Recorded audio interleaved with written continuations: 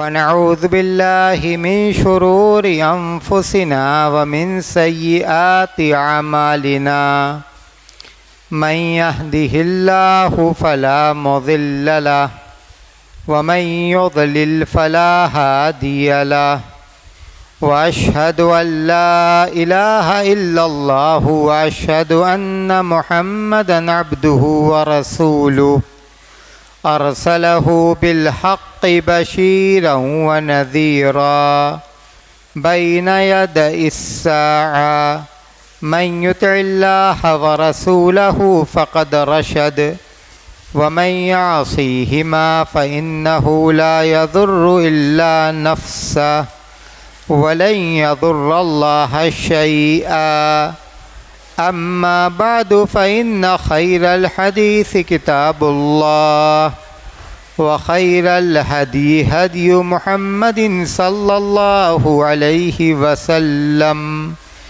وشر الأمور محدثاتها وكل محدثة بدعة وكل بدعة ضلالة وكل ضلالة في النار فأعوذ بالله من الشيطان الرجيم بسم الله الرحمن الرحيم يا أيها الذين آمنوا قوا أنفسكم وأهليكم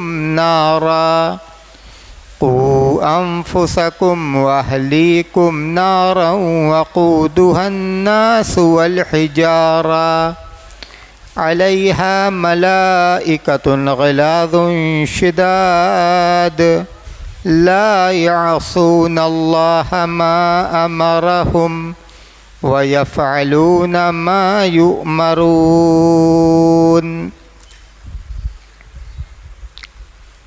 علماء کرام، محترم بزرگوں،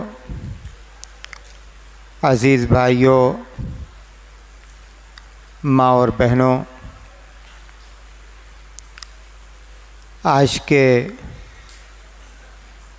اس عظیم الشان اجلاس اور اس بابرکت دینی نشست میں میں آپ لوگوں سے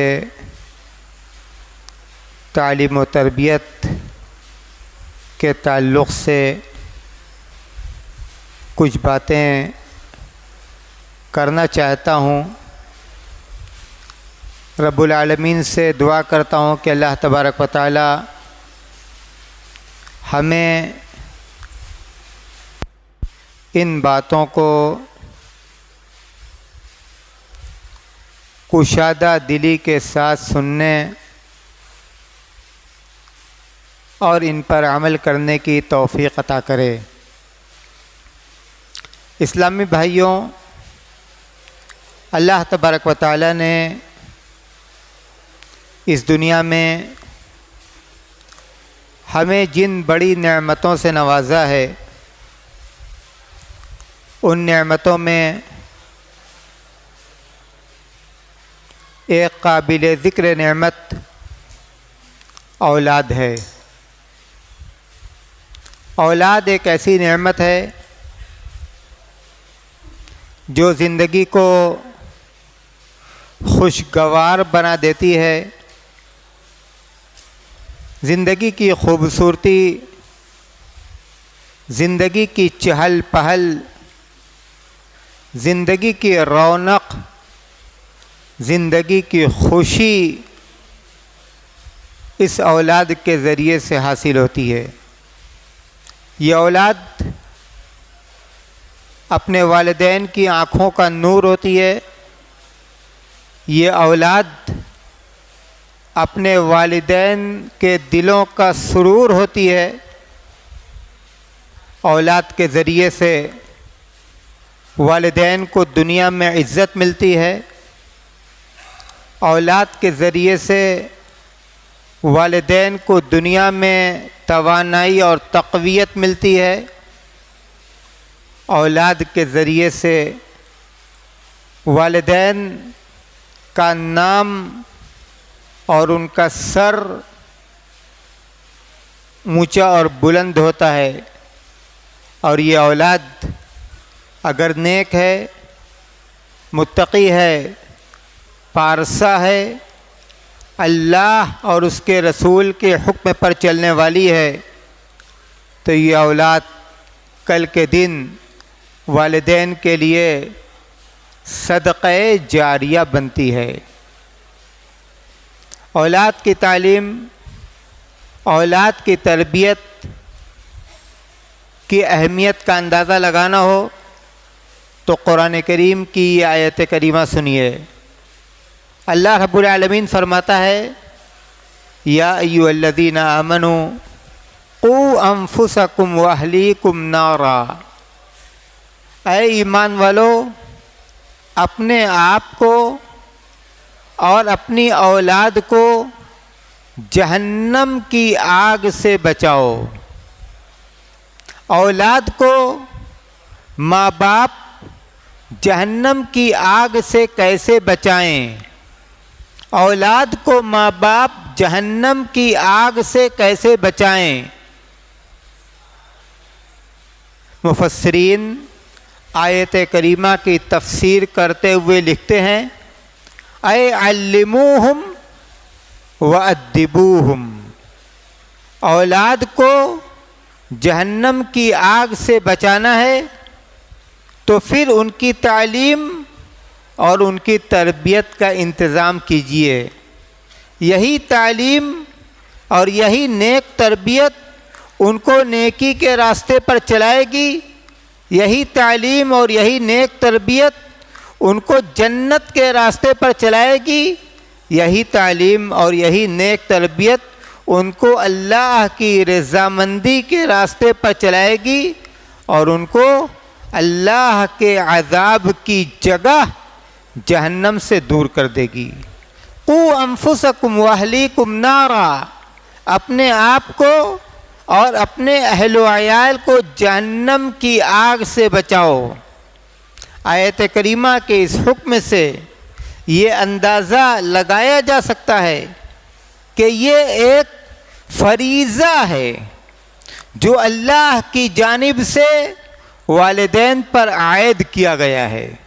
اللہ نے والدین کو اولاد سے نوازا، اولاد سے نوازنے کے بعد والدین پر اللہ نے اولاد کے بارے میں کچھ حقوق عائد کر دیے کہ آپ کو اولاد دی گئی، اب اولاد کے تئیں آپ والد ہیں، آپ ماں ہیں، اولاد کے تئیں آپ کی کیا ذمہ داری بنتی ہے؟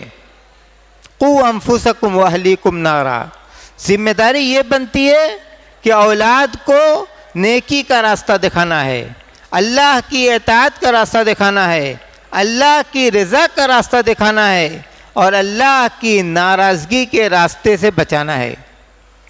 یہ کتنی بڑی ذمہ داری ہے، یہ کتنی بڑی ذمہ داری ہے، اس کا اندازہ اللہ کے رسول صلی اللہ علیہ وسلم کی اس حدیث سے لگائیے۔ آپ نے فرمایا، الا کلکم راعٍ وکلکم مسئول عن رعیتہ، تم میں سے ہر شخص ذمہ دار ہے اور ہر شخص سے اس کے ماتحت لوگوں کے بارے میں پوچھا جائے گا۔ آپ گارجین ہیں، آپ سرپرست ہیں، جو بچے آپ کے زیر سرپرست ہیں، آپ والد ہیں، آپ والدہ ہیں، جو آپ کی اولاد ہیں، کل قیامت کے دن ان کے بارے میں آپ سے پوچھا جائے گا۔ یہ معمولی ذمہ داری نہیں ہے، یہ ایسی ذمہ داری نہیں ہے جس کو ٹالا جا سکتا ہو، ٹلنے والی ذمہ داری نہیں ہے۔ اس کے بارے میں ہم کو اللہ کے حضور جواب دینا ہے کہ یہ ذمہ داری، اولاد کی تعلیم، اولاد کی تربیت، ہم نے اس ذمہ داری کو کتنی پوری کیا، یہ ذمہ داری ہم نے کتنی پوری کی، ہمیں جواب دینا ہے۔ فالرجل راع علی بیتہ، شوہر اپنے گھر کا ذمہ دار، ماں ماں شوہر کا گھر اور شوہر کے اولاد کی ذمہ دار، دونوں کو ذمہ داری دی گئی، باپ کو بھی ذمہ داری دی گئی، ماں کو بھی ذمہ داری دی گئی۔ ہماری مائیں، ہماری بہنیں اللہ کے رسول صلی اللہ علیہ وسلم کی اس حدیث کو سنیں کہ ان کو بھی ذمہ دار بنایا گیا ہے، شوہر کی گھر کی حفاظت کا ذمہ دار، شوہر کی اولاد کی حفاظت کا ذمہ دار، شوہر کی اولاد کی تعلیم اور تربیت کا ذمہ دار، اور کل قیامت کے دن ان کو اس کے بارے میں اللہ کے حضور جواب دینا ہے۔ اگر ہم نے اپنی ذمہ داری ادا کی تو بہت اچھی بات ہے، اللہ کی مدد سے، اللہ کی توفیق سے، لیکن اللہ نہ کرے اگر اس ذمہ داری کے ادا کرنے میں ہم سے کوتاہی ہوئی تو کل ہم کیا جواب دیں گے؟ اللہ کے رسول صلی اللہ علیہ وسلم کی حدیثوں سے اس ذمہ داری کی اہمیت کا اندازہ لگائیں۔ مروا اولادکم بالصلاۃ وہم ابناء 7 سنین واضربوہم علیہا وہم ابناء 10 وفرقوا بینہم بالمضاجع۔ بچہ 7 سال کا ہو جائے، ان کو نماز پڑھنے کا حکم دو۔ تعلیم اور تربیت دیکھیے، بچہ 7 سال کا ہو جائے، بچوں کو نماز پڑھنے کا حکم دو۔ آج بچوں کے سلسلے میں ہم کتنی غفلت کے شکار ہیں، کتنے لاپرواہ ہیں، لاڈ میں، پیار میں ہم بچوں کو بگاڑ رہے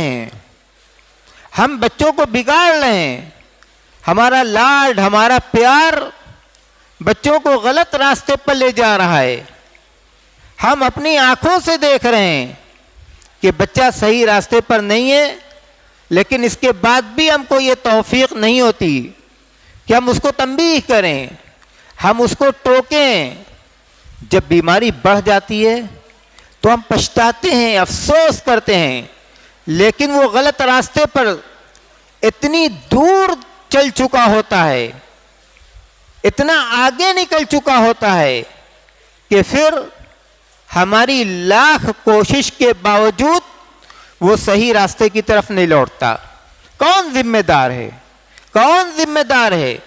ہماری خاموشی، ہماری غفلت، ہمارا چپ رہنا، ہمارا نظر انداز کر دینا بچوں کے بگاڑ کا سب سے بڑا سبب ہے۔ مروا اولادکم بالصلاۃ وہم ابناء 7 سنین۔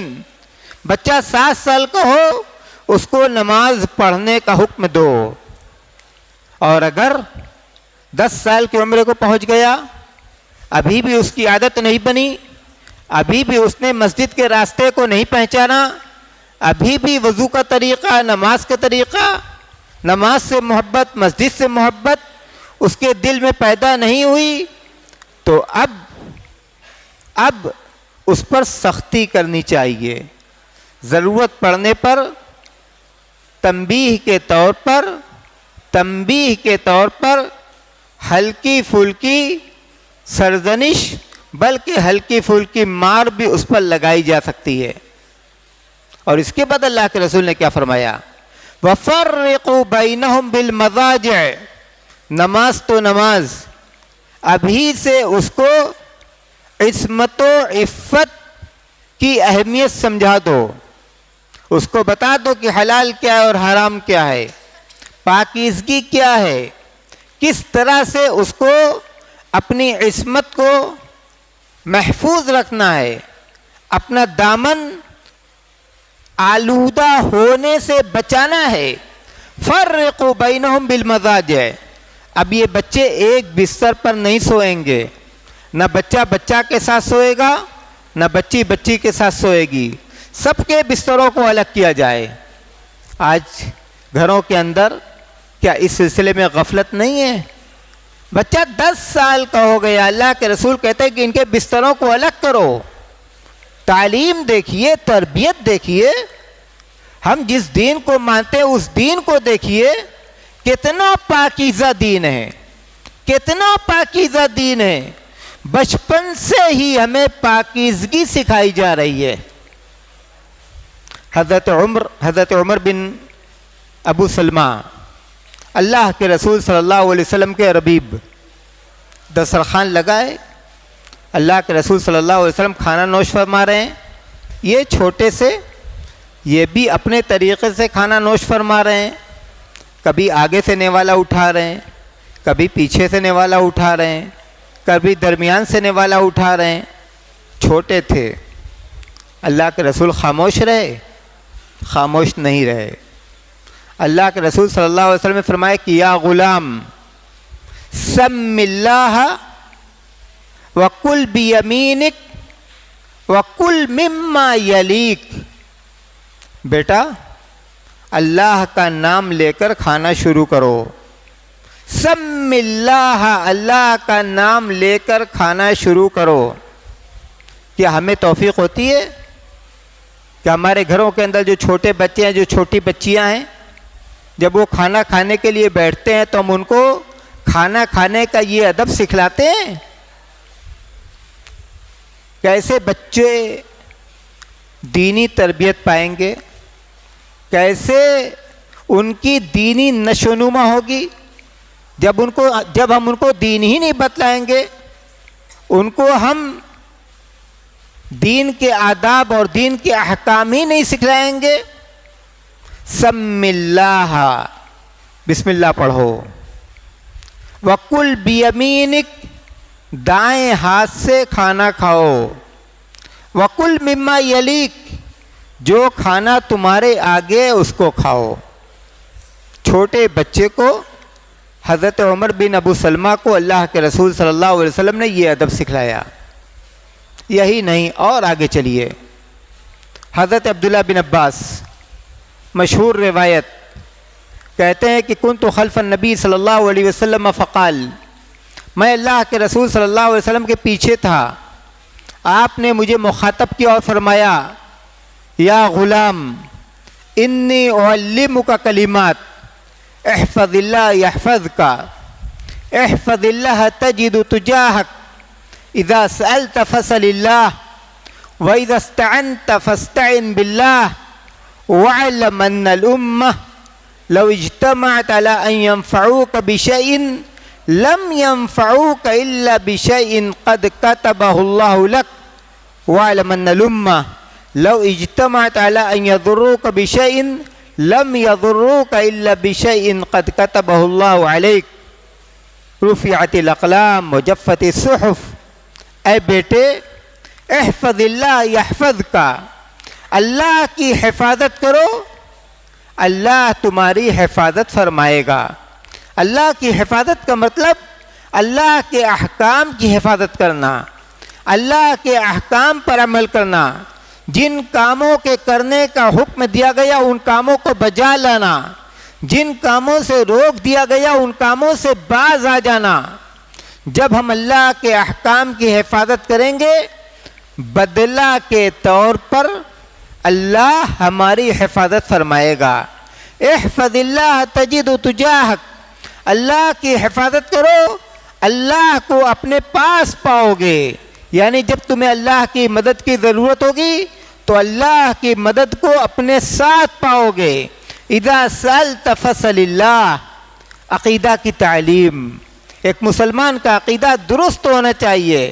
مانگے تو اللہ سے مانگے، ہاتھ پھیلائے تو اللہ کے آگے ہاتھ پھیلائے، رکوع کرے تو اللہ کے لیے رکوع کرے، سجدہ کرے تو اللہ کے لیے سجدہ کرے، قیام کرے تو اللہ کے لیے قیام کرے. اذا سألت فسل اللہ، مانگو تو اللہ سے مانگو. وَإِذَا اسْتَعَنْتَ فَاسْتَعِنْ بِاللَّهِ، مدد طلب کرو تو اللہ سے مدد طلب کرو. وَاعْلَمْ أَنَّ الْأُمَّةَ لَوْ اجْتَمَعَتْ عَلَىٰ أَن يَنفَعُوكَ بِشَيْءٍ لَمْ يَنفَعُوكَ إِلَّا بِشَيْءٍ قَدْ كَتَبَهُ اللَّهُ لَكَ. یہ یقین کر لو، یہ یقین کر لو کہ اگر ساری دنیا مل کر تمہیں فائدہ پہنچانا چاہے اور وہ فائدہ اللہ نے تمہارے مقدر میں نہیں لکھا ہے تو ساری دنیا مل کر تمہیں وہ فائدہ نہیں پہنچا سکتی. اللہ پر اعتماد، اللہ پر بھروسہ، اللہ پر توکل. وَمَن يَتَوَكَّلْ عَلَى اللَّهِ فَهُوَ حَسْبُهُ، جس نے اللہ پر بھروسہ کیا اللہ اس کے لیے کافی ہے. یہ ایمان، یہ عقیدہ، اس کی تعلیم ہم اپنے بچوں کو دیں کہ اگر ساری دنیا مل کر تمہیں فائدہ پہنچانا چاہے اور وہ فائدہ اللہ نے تمہارے مقدر میں نہیں لکھا ہے تو ساری دنیا مل کر تمہیں وہ فائدہ نہیں پہنچا سکتی. اور اگر ساری دنیا مل کر تمہیں نقصان پہنچانا چاہے اور وہ نقصان اللہ نے تمہارے مقدر میں نہیں لکھا ہے تو ساری دنیا مل کر تمہیں وہ نقصان نہیں پہنچا سکتی.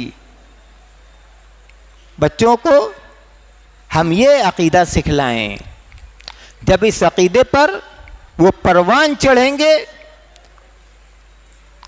تو فتنے، آزمائشیں ان کے قدم کو جنبش نہیں دے سکیں گی. بہت سارے فتنوں کا ان سے سامنا ہوگا لیکن ان فتنوں کے موقع پر وہ ثابت قدم رہیں گے، اس لیے کہ بچپن میں جو ایمان اور جو عقیدہ انہیں سکھلایا گیا وہ ایمان اور وہ عقیدہ انشاءاللہ ان کے دلوں میں راسخ رہے گا. یہ بچے، یہ اولاد ماں باپ کے پاس اللہ کی امانت ہیں اور اس امانت کے سلسلے میں اللہ کا جو حکم ہے اگر ہم اس حکم کو نہیں بجا لاتے تو ہم کتنے بڑے گنہگار ہیں. اس کا اندازہ ہم اللہ کے رسول صلی اللہ علیہ وسلم کی اس حدیث سے لگائیں. ما من عبد یسترعیہ اللہ رعیۃ یموت یوم یموت وهو غاش لرعیتہ الا حرم اللہ علیہ الجنہ، الا حرم اللہ علیہ الجنہ. ہر وہ شخص جس کو اللہ تبارک و تعالیٰ نے نگرانی دی، جس کو اللہ تبارک و تعالیٰ نے نگراں بنایا، جس کا وہ نگراں ہے، جس کا وہ ذمہ دار ہے، اپنی ذمہ داری ادا نہیں کرتا، جب اس کو موت آتی ہے، جب اس کی وفات کا وقت آتا ہے، وہ غاش لرعیتہ، تو وہ اپنی نگرانی اور اپنی امانت میں خیانت کرنے والا ہے، اپنی امانت میں خیانت کرنے والا ہے. الا حرم اللہ علیہ الجنہ، تو اللہ تبارک و تعالی اس پر جنت کو حرام کر دیتا ہے، اس پر جنت کو حرام کر دیتا ہے. اندازہ لگائیے کہ یہ کتنی بڑی وعید ہے، کتنی بڑی وعید ہے ان والدین کے لیے جو اپنی اولاد کا وہ حق جس کو ہم تعلیم کہتے ہیں، جس کو ہم تربیت کہتے ہیں، اس حق کے ادا کرنے میں کوتاہی کر رہے ہیں. اور خاص طور سے یہ بچیاں، ان کی تعلیم، ان کی نگرانی، ان کی تربیت بہت ہی اہم اور بہت ہی اجر و ثواب کا کام ہے. بعض گھروں میں یہ دیکھا جاتا ہے کہ والدین لڑکوں کی تعلیم کے سلسلے میں تو حساس رہتے ہیں، اس پر توجہ دیتے ہیں، اس پر دھیان دیتے ہیں، لیکن وہ توجہ وہ لڑکیوں کی تعلیم کے سلسلے میں نہیں دیتے. امام بخاری رحمۃ اللہ علیہ نے اپنی صحیح بخاری میں ایک باب قائم کیا، باب تعلیم الرجل امۃ واہلا. ایک شخص اپنی باندی کو تعلیم دے اور اپنے گھر والوں کو تعلیم دے. اس باب میں امام بخاری رحمۃ اللہ علیہ نے ایک حدیث کو ذکر کیا. 3 قسم کے لوگ ایسے ہیں جن کو دوہرا ثواب ملے گا. 3 قسم کے لوگ ایسے ہیں جن کو دوہرا ثواب ملے گا. ان 3 قسم کے لوگوں میں ایک قسم ان لوگوں کی ہے جو اپنی باندی باندی جانتے ہیں اب غلامی کا دور نہیں رہا، جب غلامی کا زمانہ تھا اس دور میں یہ باندی کا رواج تھا جو زر خرید ہوا کرتی تھی، یا یہ ہے کہ باپ سے باندی کے طور پر ملتی تھی۔ جس نے اپنی باندی کو تعلیم دی تو اچھی تعلیم دی، تربیت کی تو اچھی تربیت کی، پھر اس کو آزاد کیا اور اس سے نکاح کر لیا۔ باندی جو زر خرید ہے اس کی تعلیم اور اس کی تربیت کا یہ ثواب ہے کہ جو ایسا کر رہا ہے اس کو دوہرا اجر مل رہا ہے، دوہرا ثواب مل رہا ہے۔ تو اسی سے ہم اندازہ لگائیں کہ لڑکیوں کی تعلیم ہمارے دین کے اندر کتنی اہمیت رکھتی ہے اور اس کا کتنا اجر اور اس کا کتنا ثواب ہے۔ تعلیم کے ساتھ ساتھ بچیوں کی نگرانی، خاص طور سے آج کے اس زمانے میں جو فتنے کا زمانہ ہے، ان کی نگرانی والدین کی بہت بڑی ذمہ داری ہے، والدین کی بہت بڑی ذمہ داری ہے۔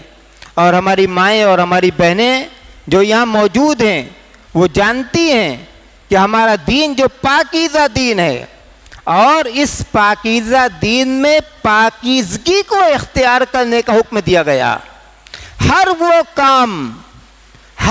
کام جو غلط راستے پر لے جائے ہمارے دین میں اس کام کی اجازت نہیں ہے۔ ہر وہ گفتگو جو شک اور شبہہ پیدا کر دے اس گفتگو سے بچنا ہے۔ ہر وہ جگہ جو شک اور شبہہ کی جگہ ہے اس جگہ پر جانے سے بچنا ہے۔ ہر وہ شخص جس کے ساتھ گفتگو شک اور شبہہ پیدا کر دے، گناہ کے راستے کو کھول دے، گناہ کے دروازے کو کھول دے، ایسی گفتگو جائز نہیں ہے، ایسی گفتگو جائز نہیں ہے۔ الحلال بین والحرام بین وبینہما امور مشتبہات لا يعلمها كثير من الناس فمن اتقى الشبہات فقد استبرأ لدینی وعرضی۔ حلال واضح اور حرام واضح ہے، اور ان دونوں کے درمیان کچھ شبہہ والی چیزیں ہیں۔ جو شخص شبہہ والی چیزوں سے بچا، اس نے اپنے دین کو بچایا اور اپنی عزت کو بچایا۔ ہمارے دین کے اندر آبرو کو، ہمارے دین کے اندر عزت کو، ہمارے دین کے اندر عصمت کو، ہمارے دین کے اندر پاکیزگی کو کتنی اہمیت دی گئی کہ جس نے شبہ والی چیزوں سے اپنے آپ کو بچایا اس نے دین کو بچایا اور اس نے آبرو کو بچایا۔ آبرو کا ذکر دین کے ساتھ ساتھ کیا گیا، آبرو کا ذکر دین کے ساتھ ساتھ کیا گیا۔ المرأة اذا صلت خمسها وصامت شهرها واحسنت فرجها واطاعت بعلها فلتدخل من ای ابواب الجنة شاءت۔ ایک مسلمان عورت جو 5 وقت کی نماز پڑھتی ہے، روزہ رکھتی ہے، اپنی عصمت کی حفاظت کرتی ہے، اپنی عصمت کی حفاظت کرتی ہے، اپنے شوہر کی اطاعت کرتی ہے، جنت کے جس دروازے سے چاہے داخل ہو جائے۔ عصمت کی حفاظت کی دین کے اندر کیا اہمیت ہے اندازہ لگائیے۔ وَلَا تَقْرَبُوا الزِّنَا إِنَّهُ كَانَ فَاحِشَةً وَسَاءَ سَبِيلًا۔ زنا کے قریب بھی مت جاؤ، یہ نہیں کہا گیا زنا مت کرو، زنا تو حرام ہی ہے، لیکن وہ سارے راستے جو زنا کی طرف لے جائیں ان سارے راستوں کو ہمارے دین کے اندر بند کر دیا گیا۔ لا يخلون امرأة برجل الا كان الشیطان ثالثهما۔ کوئی عورت کسی مرد کے ساتھ خلوت اختیار نہ کرے، کوئی اجنبی عورت کسی مرد کے ساتھ خلوت اختیار نہ کرے، اور اگر ایسا کرتی ہے تو ان دونوں کے درمیان تیسرا شیطان ہوتا ہے جو ان کو برائی پر آمادہ کرتا ہے۔ اللہ کے رسول صلی اللہ علیہ وسلم نے عورتوں سے کہا علیکم بحافات الطریق، دیکھو بیچ سے مت جانا، مردوں کے شانہ بشانہ مت جانا، راستہ چلتیوں کنارے سے چلو۔ اندازہ لگائیے، غور کیجئے، برائی کے جتنے راستے ہیں ہمارے دین نے سارے راستوں کو بند کر دیا۔ یا ایھا النبی قل لازواجک وبناتک ونساء المؤمنین یدنین علیہن من جلابیبہن ذالک ادنی ان یعرفن فلا یؤذین.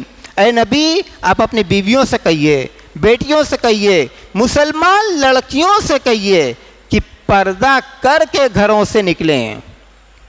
بے پردگی سے روک دیا گیا، بے پردگی سے روک دیا گیا. یدنین علیہن من جلابیبہن، چادر اوڑھ کر، چہرہ چھپا کر، پردہ کر کے گھروں سے نکلیں تاکہ یہ پہچانی جائے کہ یہ شریف زادیاں ہیں، ان کو ہمیں چھیڑنا نہیں ہے، ان کی طرف ہمیں بری نظر نہیں اٹھانا ہے. تو ہماری مائیں اور بہنیں ایک طرف تو تعلیم اور تربیت کے سلسلے میں ان کی جو ذمہ داری ہے اس ذمہ داری کو نبھائیں، ساتھ ساتھ خاص طور سے جو کم عمر بچیاں ہیں جن کو گمراہ کیا جا رہا ہے، جن کو فتنوں میں مبتلا کیا جا رہا ہے، جن کے لیے سازشیں رچی جا رہی ہیں، ان بچیوں کو آج کل کی ان سازشوں سے جن کو الگ الگ نام دے دیا گیا، خوشنما نام دے دیا گیا، ان سازشوں سے بچائیں. اور ہم یہ یقین کر لیں کہ اگر ہم تنہائی میں ہیں، ماں نہیں جان رہی ہے، باپ نہیں جان رہے ہیں، علیم و خبیر جان رہا ہے. یعلم خائنۃ الاعین وما تخفی الصدور، آنکھوں کے اشاروں کو جانتا ہے، دلوں کے رازوں کو جانتا ہے.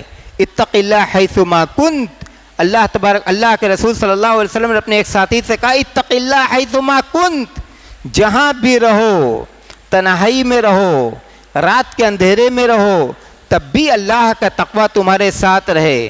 اللہ دیکھ رہا ہے، اللہ سن رہا ہے، اللہ جان رہا ہے. اللہ تبارک و تعالیٰ کے علم سے، اللہ تبارک و تعالیٰ کے علم سے کوئی چیز مخفی اور پوشیدہ نہیں ہے.